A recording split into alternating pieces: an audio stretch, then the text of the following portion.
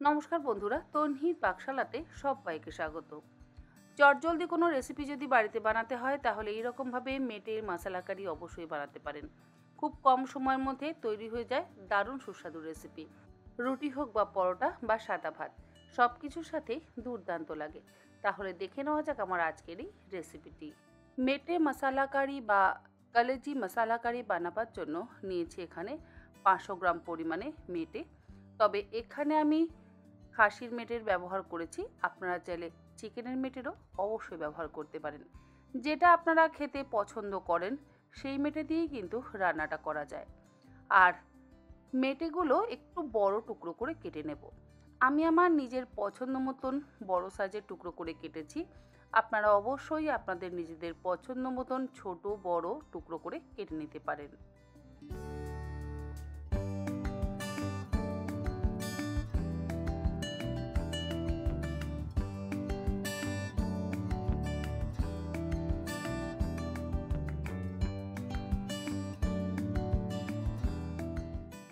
বড় বড় টুকরো করে কাটা হয়ে যাওয়ার পর মেটেগুলো আমি ভালো করে প্রথমে জল দিয়ে ধুয়ে নেব।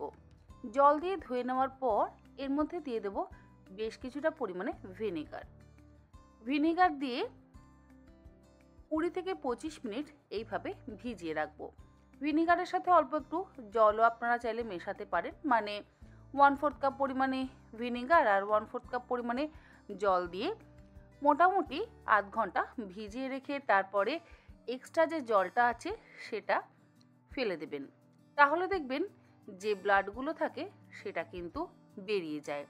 কারণ অনেকেই ওই লাল লাল ব্লাডওয়ালা মেটে খেতে কিন্তু একেবারেই পছন্দ করে না। আর আমি এইভাবেই মেটে পরিষ্কার করে ধুয়ে নিই। এবার মশলাটা তৈরি করে নিচ্ছি।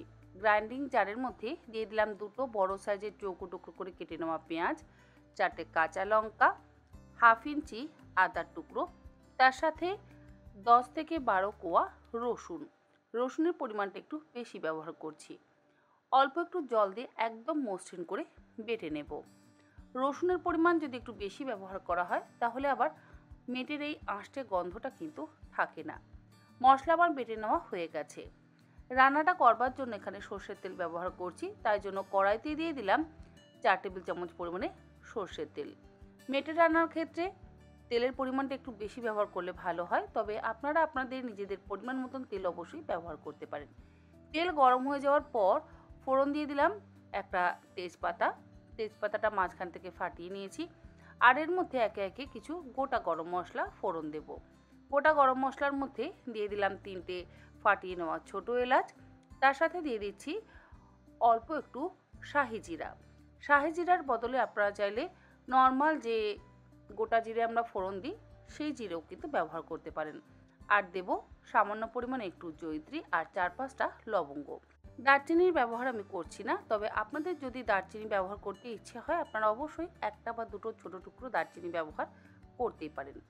15 থেকে 20 সেকেন্ড ফোড়নটাকে ভালো করে ভাজা হয়ে যাওয়ার পর এর মধ্যে দিয়ে দেব বেটে রাখা মশলাটা, মানে পেঁয়াজ, আদা, রসুন, কাঁচা লঙ্কাটা। তারপরে গ্যাসের ফ্লেমটাকে মিডিয়ামে করে দিয়ে মিনিট 5 খুব ভালো করে কষিয়ে নেব। ততক্ষণ পর্যন্ত আমাদের কষাতে হবে যতক্ষণ না মশলার কাঁচা গন্ধ চলে যায়।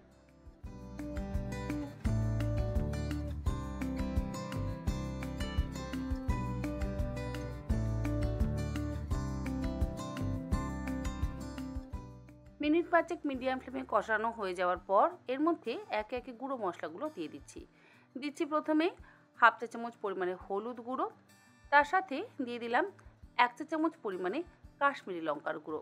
কাশ্মীরি লঙ্কার গুঁড়ো আপনারা জানেন আমি একটু বেশি পরিমাণেই ব্যবহার করি, যাতে রঙটা বেশি সুন্দর আসে। আপনাদের যদি কাশ্মীরি লঙ্কার গুঁড়ো কম ব্যবহার করতে ইচ্ছে হয় আপনারা সেটাও করতে পারেন। আর দিলাম 1 চা চামচ পরিমাণে জিরে গুঁড়ো, 1 চা চামচ পরিমাণে দিচ্ছি ধনে গুঁড়ো, হাফ চা চামচ পরিমাণে দিচ্ছি শাহি গরম মশলার গুঁড়ো, স্বাদ অনুসারে লবণটাও দিয়ে দিচ্ছি।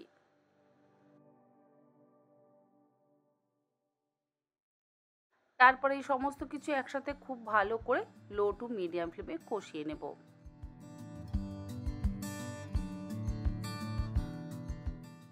মশলা ভালো মতন কষিয়ে নেওয়া হয়ে যাওয়ার পর ভালো করে ধুয়ে জল ঝরিয়ে রাখা মেটের টুকরোগুলো দিয়ে দিলাম। মেটের টুকরোগুলো দিয়ে গ্যাসের ফ্লেমটাকে হাইতে করে দিয়ে আরও মিনিট 3-4 কষিয়ে নিচ্ছি।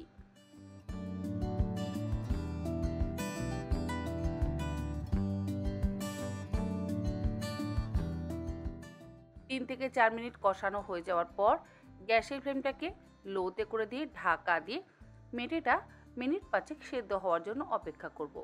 5 মিনিট পর ঢাকাটাকে খুলে নিলাম। মেটে রান্নার ক্ষেত্রে জলের ব্যবহার করবার একেবারেই প্রয়োজন পড়ে না, কারণ মেটে থেকে যথেষ্ট পরিমাণে জল বেরোয়। 5 মিনিট পর ঢাকাটাকে খুলে নিয়ে ওপর থেকে দিয়ে দিলাম ফেটিয়ে নেওয়া টক দই। 1/3 কাপ পরিমাণে টক দই আমি খুব ভালো করে ফেটিয়ে নিই, সেই ফেটানো টক দইটা দিয়ে দিলাম। এবারে টক দইটা দিয়ে গ্যাসের ফ্লেমটাকে লোতে করে দিয়ে ভালো করে মিশিয়ে আরও ঢাকা দিয়ে মিনিট 5 মেটেটাকে একটু সেদ্ধ হতে দেব। ঢাকা দিয়ে 5 মিনিট সেদ্ধ করে নেওয়ার পর ঢাকাটাকে খুলে নিলাম। আমাদের কলেজি কারি বা মেটে কষা বা মেটে মশলা কারি কিন্তু একদম তৈরি। সবশেষে ওপর থেকে দিয়ে দিলাম সামান্য পরিমাণে একটু শাহি গরম মশলার গুঁড়ো, 1/2 চা চামচ পরিমাণে ড্রাই রোস্ট করে গুঁড়ো করে নেওয়া কসুরি মেথির গুঁড়ো, 1 চা চামচ পরিমাণে ঘি আর অল্প একটু ধনেপাতা কুচি। অবশ্যই কসুরি মেথি আর ধনেপাতা কুচি দুটোই ব্যবহার করবেন, দেখবেন স্বাদ অসাধারণ হয়। রুটি হোক বা পরোটা বা লাচ্চা পরাঠা বা সাদা ভাত, সব কিছুর সাথেই এই মেটে কষা বা মেটে মশলা কারি খেতে কিন্তু অসম্ভব ভালো লাগে। যদি ঝালের পরিমাণ একটু কম ব্যবহার করেন তাহলে বাচ্চারাও দেখবেন একদম চেটেপুটে খাবে। আশা করি আমার আজকের এই রেসিপি আপনাদের ভালো লাগলো। ভালো লাগলে আপনারা এইরকমভাবে একবার অন্তত বাড়িতে বানিয়ে দেখবেন, আমার মনে হয় আপনাদেরও ভালো লাগবে। আজ তাহলে এই পর্যন্ত, আবার হাজির হয়ে যাব অন্যদিন অন্য কোনো রেসিপি নিয়ে। ভালো থাকবেন, সুস্থ থাকবেন, ধন্যবাদ।